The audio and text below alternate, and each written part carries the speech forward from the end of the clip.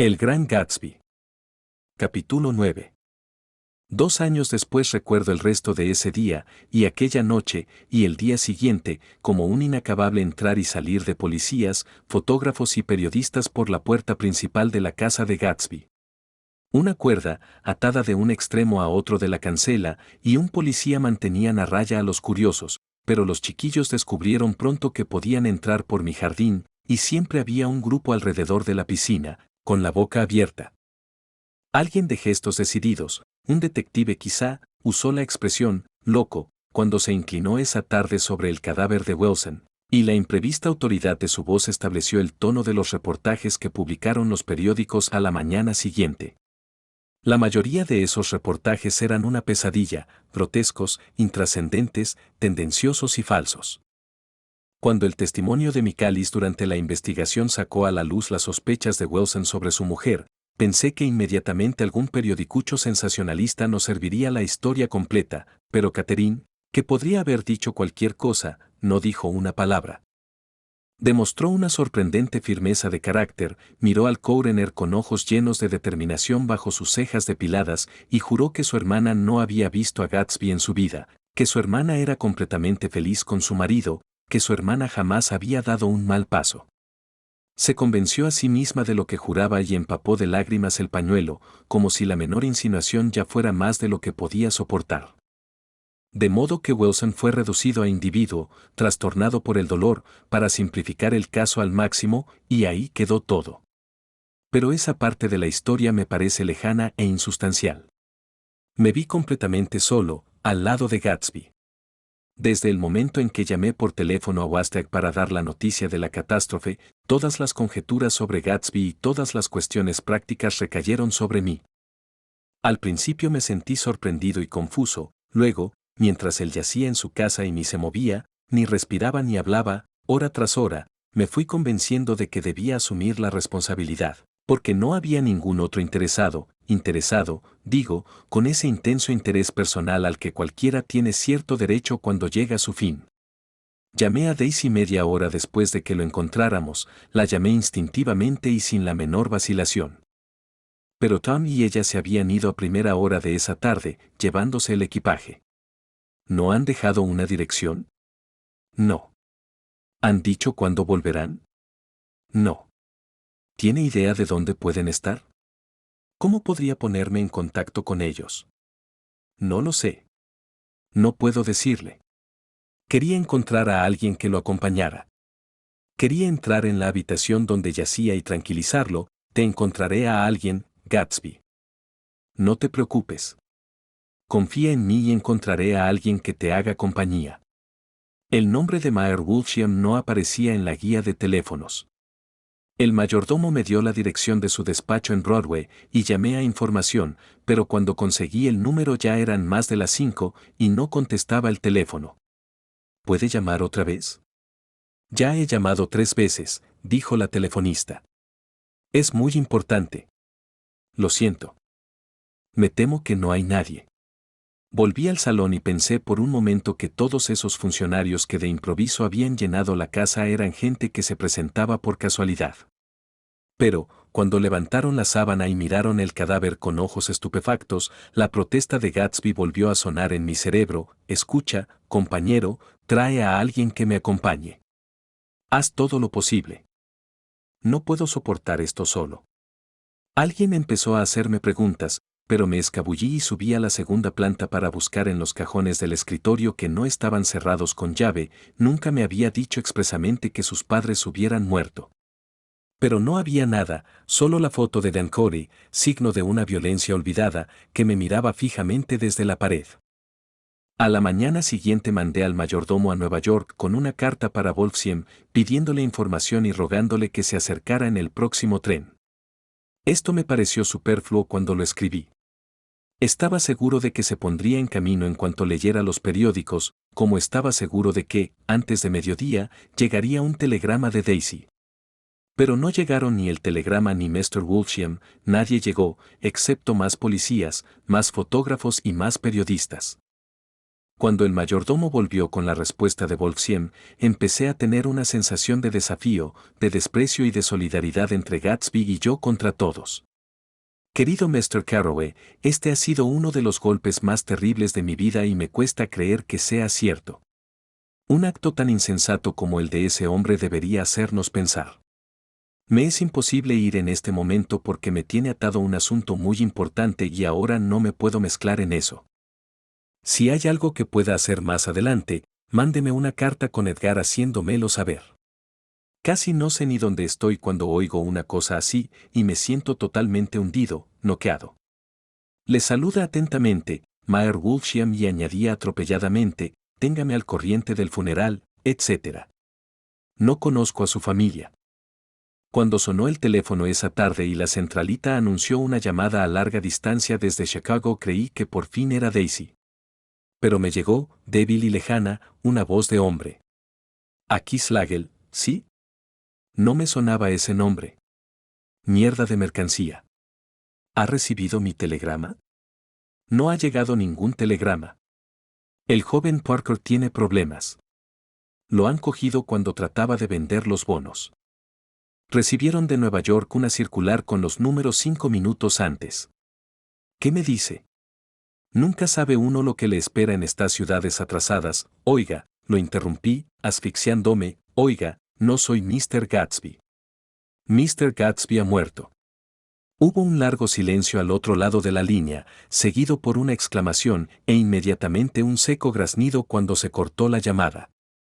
Creo que fue al tercer día cuando llegó de un pueblo de Minnesota un telegrama firmado por Henry C. Gatz. Solo decía que el remitente salía inmediatamente hacia Nueva York y que se pospusiera el funeral hasta su llegada. Era el padre de Gatsby, un anciano solemne, desolado y confundido, que se protegía del caluroso día de septiembre con un largo abrigo barato. Los ojos no dejaban de lagrimearle por la emoción, y cuando le cogí la maleta y el sombrero empezó a tirarse con tanta insistencia de la barba gris y rala que me costó trabajo quitarle el abrigo. Estaba a punto de derrumbarse, así que lo llevé a la sala de música y lo obligué a sentarse mientras mandaba que le trajeran algo de comer. Pero no podía comer, y el vaso de leche se le derramó en la mano temblorosa. Vi en Chicago el periódico, dijo. El periódico de Chicago lo recogía todo. Me vine enseguida. No sabía cómo localizarlo. Sus ojos, que miraban sin ver, recorrían incesantemente la habitación. Fue un loco, dijo. Tenía que estar loco. ¿Le apetece un poco de café? Le insistí. No quiero nada. Ya estoy bien, Mr. Kerewa. Ya estoy bien. ¿Dónde han puesto a Jimmy? Lo llevé al salón, donde yacía su hijo, y lo dejé allí. Unos chiquillos habían subido los escalones y se asomaban al vestíbulo. Cuando les dije quién acababa de llegar, se fueron de mala gana. Poco después Mr. Gatz abrió la puerta y salió, la boca entreabierta, la cara ligeramente roja, los ojos húmedos de alguna lágrima aislada e inoportuna. Había llegado a una edad en la que la muerte ha perdido su calidad de sorpresa terrible y, cuando entonces miró a su alrededor y vio por primera vez la altura y el esplendor del vestíbulo y de las inmensas habitaciones que salían de él y daban a otras habitaciones, su dolor empezó a mezclarse con un orgullo reverente. Lo ayudé a subir a uno de los dormitorios de la segunda planta, mientras se quitaba la chaqueta y el chaleco le dije que cualquier disposición había sido aplazada hasta su llegada. No sabía lo que usted pensaba hacer, Mr. Gatsby, me llamo Gatz. Mr. Gatz. Pensé que quizá quisiera llevarse a su hijo al oeste. Negó con la cabeza. A Jenny siempre le gustó más el este. Alcanzó su posición en el este. Era usted amigo de mi chico, mister. Éramos amigos íntimos. Tenía un gran futuro ante él, ¿sabe? Solo era un muchacho, pero tenía cerebro. Mucha fuerza aquí.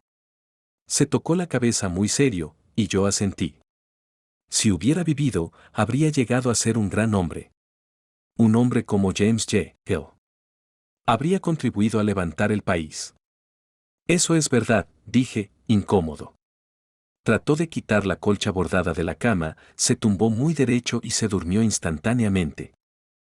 Esa noche llamó por teléfono una persona que no podía ocultar su pánico y que quiso saber quién era yo antes de decirme su nombre. Habla con Mr. Carroway, le dije. Ah, sonó más tranquilo. Soy Cliff Springe.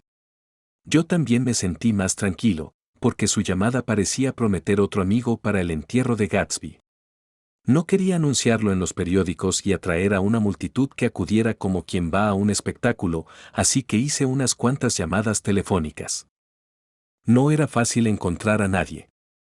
El funeral es mañana, le dije a Cliff Springe. A las 3, en la casa.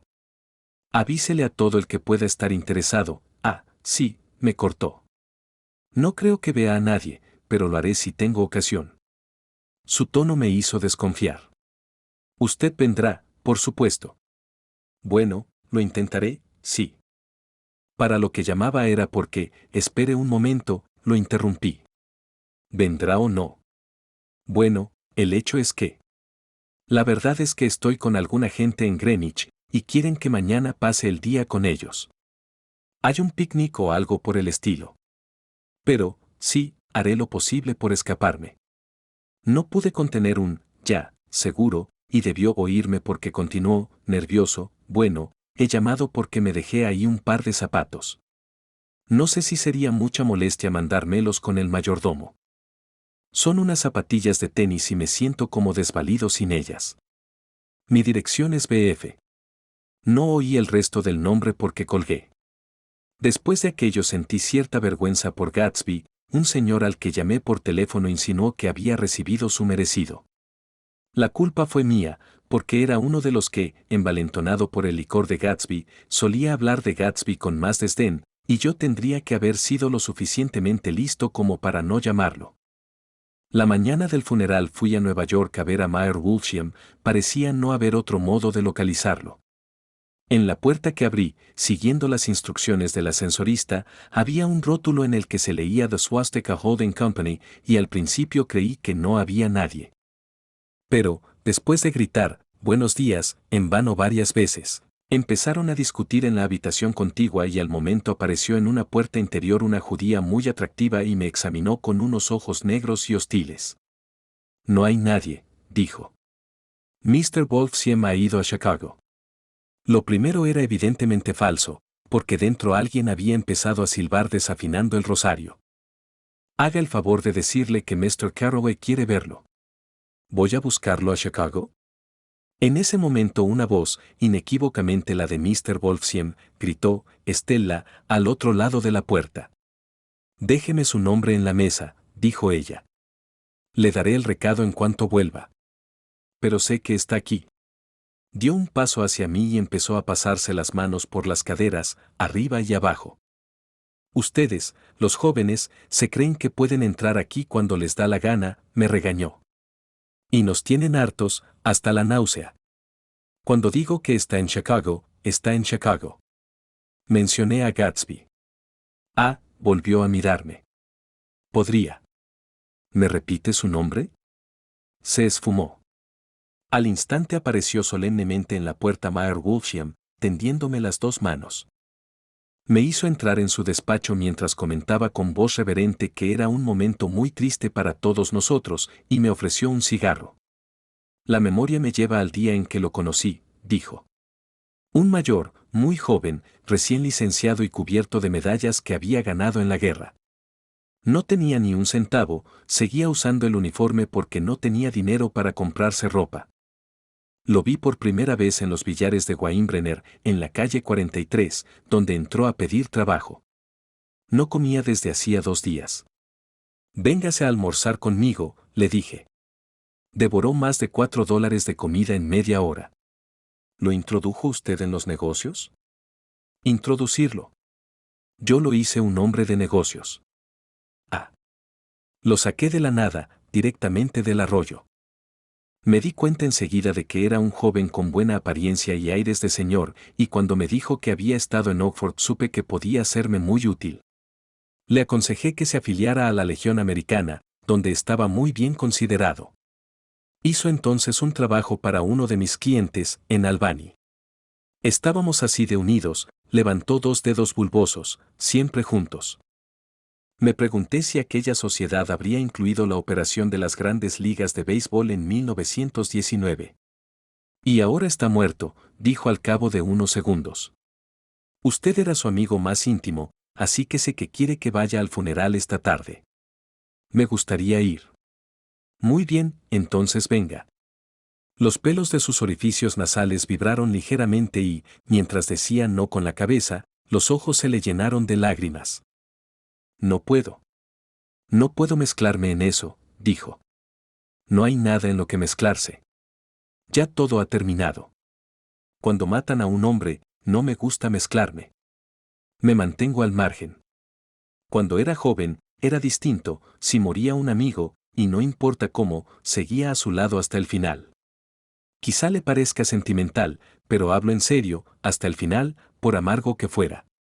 Vi que, por alguna razón particular, había decidido no asistir al funeral, así que me puse de pie. ¿Ha ido usted a la universidad?, preguntó de improviso. Por un momento pensé que iba a proponerme una conexión, pero se limitó a asentir y estrecharme la mano. Tenemos que aprender a demostrarle nuestra amistad a un hombre cuando está vivo y no después de muerto, sugirió. Después mi regla es no mover las cosas. Cuando salí del despacho el cielo se había oscurecido y lloviznaba al llegar a Wastag. Me cambié de ropa, me acerqué a la casa vecina y encontré a Mr. Gatz paseando por el vestíbulo, emocionado. El orgullo por su hijo y las posesiones de su hijo no había dejado de crecer y quería enseñarme algo. Jamie me mandó esta foto, sacó la billetera con dedos temblorosos. Mire. Era una fotografía de la casa, rota por las esquinas y sucia de muchas manos. Me señaló cada detalle con fervor. Mire esto, y buscaba admiración en mis ojos. La había enseñado tantas veces que creo que para él era más real que la casa misma. Me la mandó Jamie. Creo que es una foto muy buena. Sale todo muy bien. Sí, muy bien. ¿Había visto a su hijo últimamente? Fue a verme hace 2 años y me compró la casa donde vivo ahora. Nos dejó destrozados cuando se escapó de casa, pero ahora veo que tenía motivos para hacerlo. Sabía que tenía un gran futuro por delante. Y en cuanto empezó a tener éxito fue muy generoso conmigo. Parecía resistirse a guardar la foto y me dejó verla unos segundos más. Luego se guardó la billetera y se sacó del bolsillo un ejemplar muy viejo, mugriento y desencuadernado, de un libro llamado Hopalong Cassidy. Mire, este libro era suyo, de cuando era un chiquillo. Ahora verá. Lo abrió por el final y le dio la vuelta para que yo pudiera verlo. En la hoja de guarda habían escrito con letra de imprenta la palabra horario y la fecha, 12 de septiembre de 1906. Y debajo, levantarse, 6 a.m. gimnasia y pesas, 6:15 a 6:30. Estudiar electricidad, etc., 7:15 a 8:15 a.m. Trabajo, 8:30 a 4:30 p.m. béisbol y deportes, 4:30 a 5 p.m. ejercicios prácticos de elocuencia y saber estar, de 5 a 6 p.m. estudio de inventos útiles, 7 a 9 p.m. Propósitos generales. No perder el tiempo en Shafters o, nombre ilegible. Dejar de fumar y de masticar chicle. Baño un día sí y otro no. Leer una revista o un libro provechoso a la semana. Ahorrar $5, $3 a la semana. Portarme mejor con mis padres. Encontré este libro por casualidad, dijo el anciano. ¿No es revelador? Es revelador. Jamie estaba destinado a triunfar. Siempre se estaba proponiendo cosas por el estilo.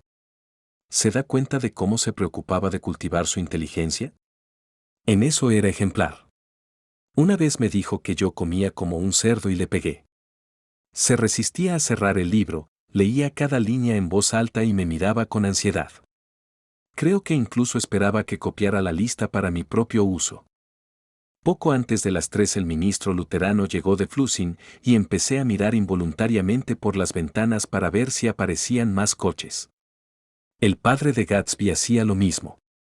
Y, conforme pasaba el tiempo, cuando los criados esperaban ya en el vestíbulo, empezó a parpadear nerviosamente y a hablar de la lluvia con preocupación e incertidumbre. El ministro miró un par de veces su reloj, así que lo llevé aparte y le pedí que esperara media hora. Pero fue inútil. No vino nadie. A eso de las 5 nuestra procesión de 3 coches llegó al cementerio y se detuvo a la entrada bajo una llovizna persistente, primero el coche fúnebre, horriblemente negro y mojado, luego Mr. Gatz, el ministro y yo en la limusina, y muy poco después, en la furgoneta de Gatsby, 4 o 5 criados y el cartero de Wastag, todos empapados hasta los huesos. Cuando entrábamos en el cementerio oí que un coche se paraba y el sonido de alguien que chapoteaba en el suelo mojado detrás de nosotros. Me volví a mirar. Era el hombre con gafas como ojos de búho a quien descubrí una noche, hacía 3 meses, maravillado ante los libros de la biblioteca de Gatsby. No lo había visto desde entonces. No sé cómo se enteró del entierro, ni siquiera sé su nombre. La lluvia corría por sus gafas, muy gruesas, y él se las quitó y las secó para ver cómo levantaban la lona que protegía la tumba de Gatsby. Intenté pensar en Gatsby un instante, pero ya estaba demasiado lejos, y lo único que pude recordar, sin resentimiento, fue que Daisy no había mandado ni un mensaje ni una sola flor. Apenas si oí vagamente un murmullo, bienaventurados los muertos sobre los que cae la lluvia. Y el hombre de los ojos de búho contestó con fuerza, amén. Volvimos deprisa a los coches, bajo la lluvia. Ojos de búho habló conmigo en la puerta, no he podido ir a la casa. No ha podido ir nadie. No me diga. Estalló. Dios mío. Iban a cientos. Se quitó las gafas y volvió a limpiarlas, por dentro y por fuera. El pobre hijo de puta, dijo. Uno de mis recuerdos más vivos es la vuelta al oeste desde el colegio y, luego, desde la universidad en Navidades. Los que seguían viaje más allá de Chicago se reunían en la vieja Union Station a las 6 de una tarde de diciembre con algunos amigos de Chicago que, sumergidos ya en la alegría de las fiestas, acudían a despedirlos. Recuerdo los abrigos de piel de las chicas que volvían del colegio de Miss Tal o Miss Cual, y las charlas entre el vaho helado de la respiración, y las manos que se levantaban a saludar cuando veíamos a viejos amigos, y cómo comparábamos nuestras listas de invitaciones, vas a la fiesta de los Ourdwa, de los Hersey, de los Schultz. Y los billetes del tren, alargados y verdes, bien apretados en las manos enguantadas. Y, por fin, en la vía, cerca de la entrada, los lóbregos vagones de la línea Chicago, Milwaukee y St. Paul, que nos parecían alegres como las mismas Navidades. Cuando nos adentrábamos en la noche de invierno y la verdadera nieve, nuestra nieve, empezaba a extenderse por todos lados y a titilar y estrellarse contra las ventanas del tren, y pasaban las luces mortecinas de las pequeñas estaciones de Wisconsin, el aire se endurecía de pronto, afilado y cortante. Lo aspirábamos profundamente cuando volvíamos de cenar a través de las plataformas heladas, inconcebiblemente conscientes durante una hora extraordinaria de nuestra identificación con el país, antes de unirnos y confundirnos de nuevo con él. Ese era mi medio oeste, no el trigo ni las praderas ni los perdidos pueblos de los suecos, sino los emocionantes trenes de mi juventud en los que regresaba, y las farolas de la calle y las campanillas de los trineos en la oscuridad escarchada y las sombras de las coronas de acebo que las ventanas iluminadas proyectaban sobre la nieve. Formo parte de ese mundo, un poco solemne por la sensación de aquellos largos inviernos, un poco orgulloso por haber crecido en la casa de los Keregua, en una ciudad en la que las casas todavía son conocidas durante décadas por el nombre de la familia propietaria. Ahora comprendo que, al fin y al cabo, esta historia ha sido una historia del oeste. Tommy Gatsby, Daisy y Jordan y yo somos del oeste, y quizás suframos en común alguna deficiencia que nos hace sutilmente inadaptables a la vida en el este. Incluso cuando el este me impresionaba más, incluso cuando era más consciente de su superioridad sobre las aburridas, desangeladas y abotargadas ciudades de más allá de Ohio, con su inquisitivo e inacabable fisgoneo del que solo se libran los niños y los muy ancianos, incluso entonces tenía para mí el este una nota de distorsión. West Egg, especialmente, sigue apareciendo en mis sueños más fantásticos. Lo veo como una escena nocturna pintada por el Greco, un centenar de casas, a la vez convencionales y grotescas, encogidas bajo un cielo hosco y agobiante y una luna sin lustre. En primer plano, 4 hombres solemnes, vestidos de etiqueta, van por la acera con una camilla en la que yace una mujer borracha y en traje de noche. La mano, que cuelga a un lado, centellea enjollada y fría. Muy serios, los hombres entran en una casa equivocada. Pero nadie sabe el nombre de la mujer, ni a nadie le importa. Después de la muerte de Gatsby me parecía hechizado, distorsionado, sin que mis ojos pudieran corregirlo.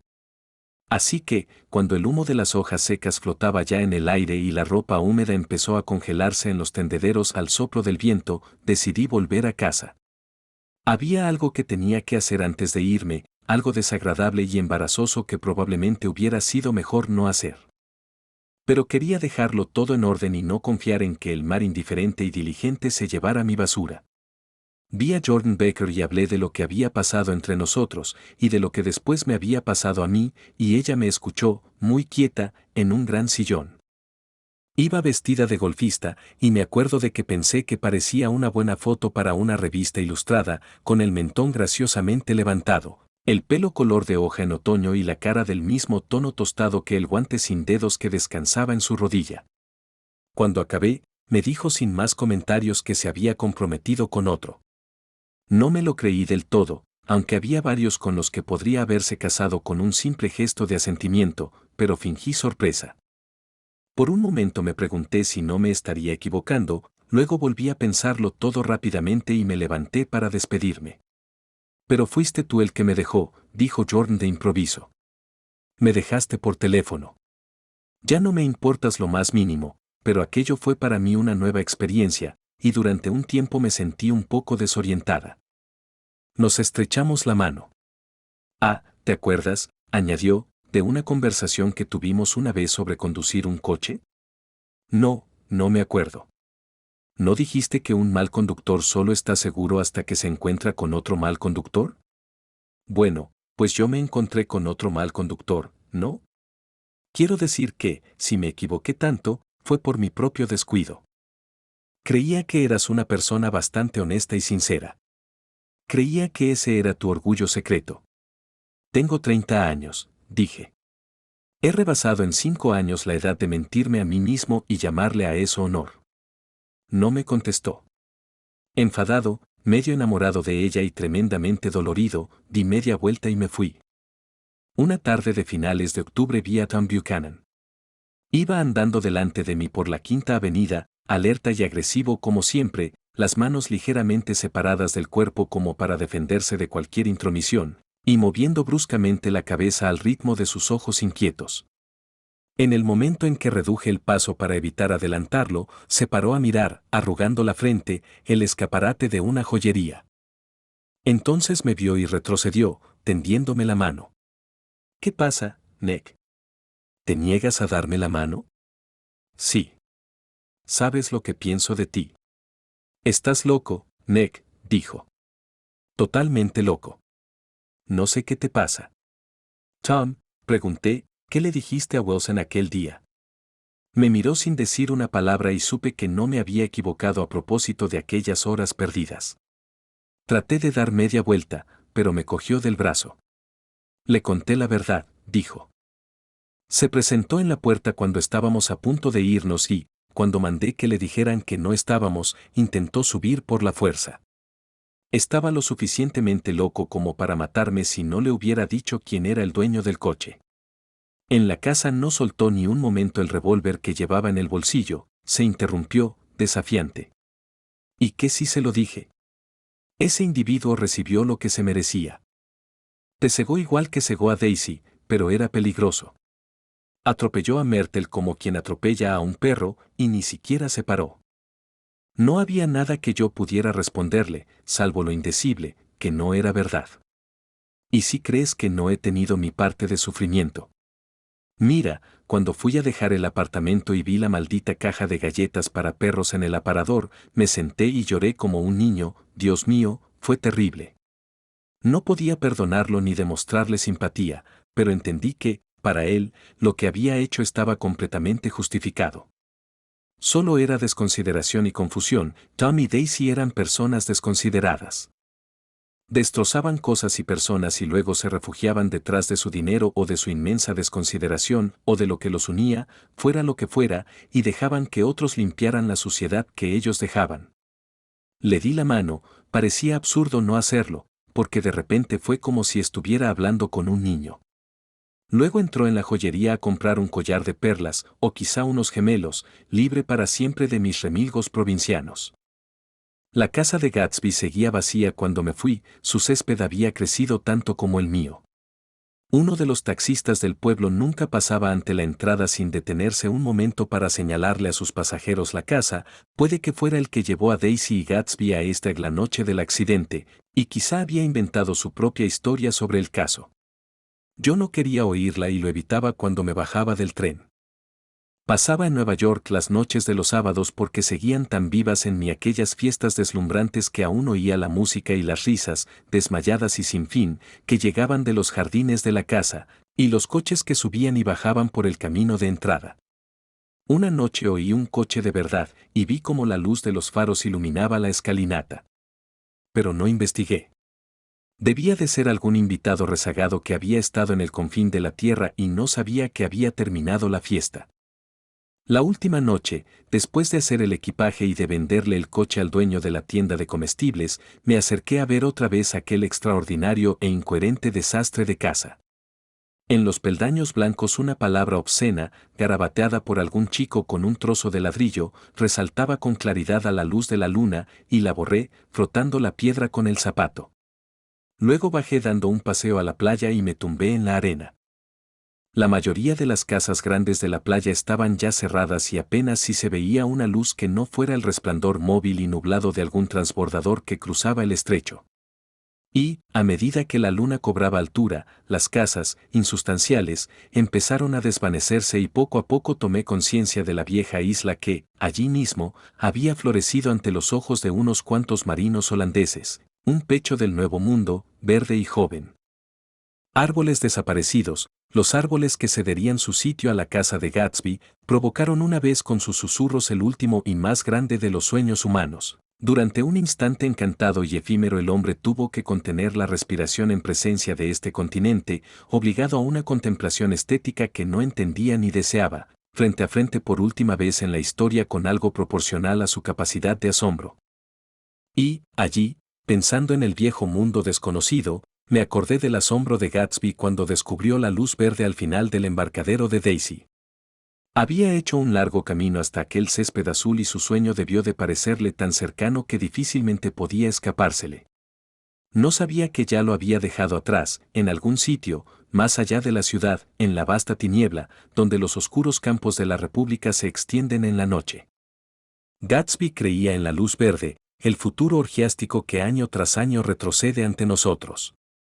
Se nos escapa ahora, pero no importa, mañana correremos más, alargaremos más los brazos y llegarán más lejos.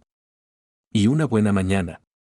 Así seguimos, golpeándonos, barcas contra corriente, devueltos sin cesar al pasado. Si estás disfrutando de este audiolibro, te invitamos a darle me gusta al video y suscribirte a nuestro canal. Tu apoyo es fundamental para seguir compartiendo más contenido como este. No te pierdas las próximas entregas y continúa disfrutando de los emocionantes audiolibros en nuestro canal. Gracias por ser parte de nuestra comunidad de amantes de la lectura.